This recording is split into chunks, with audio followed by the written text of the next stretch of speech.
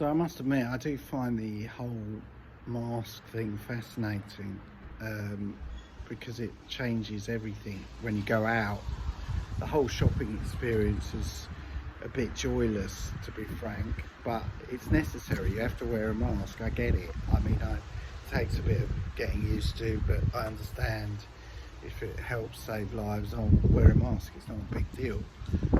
But equally, I do, when you go, it can look a little bit depressing when everyone's wearing masks and you've got the trolley in the supermarket, and it takes a lot of getting used to that, and you can't tell what people are thinking because half their face is covered up, and you can't, the mouth gives a lot of information whether they're smiling or not, and now you just got the eyes to work with, and sometimes it's not enough.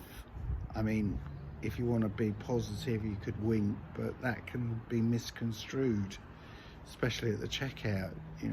People get the wrong idea if you start winking at them. And then I've been thinking, we've jumped a long way from not wearing masks to masks, and we understand it's necessary, but I just hope the science doesn't go any further and they tell us we've got to wear hats to stop COVID, and you got to wear like this weird shaped hat and a mask and maybe earmuffs. I mean, the hat thing, if the virus goes into your hair, I guess if you're bald, it's a real benefit for the first time. And earmuffs, if the virus goes in your ear, so you end up wearing a hat, earmuffs, a mask, and maybe even some sort of eye protection as the science changes. But I don't think it's going to go that way. I think in the end we may be stuck with masks, which is fine, because I think they'll improve. They'll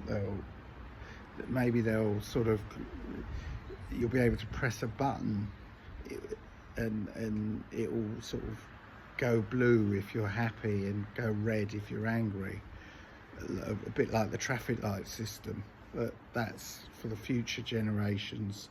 I mean, I'll just stick with my sock at the moment. It's a long time before we hit the Apple generation of masks.